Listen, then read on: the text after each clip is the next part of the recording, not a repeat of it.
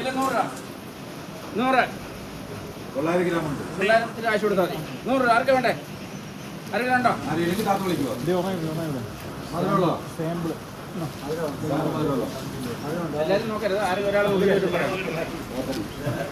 80 രൂപ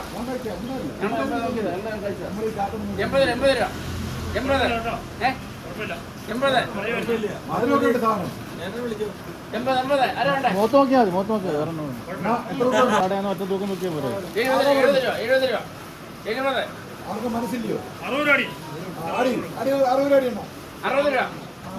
65 66 70 75 75 75 2 തരാം 75 3 ഒന്ന് 200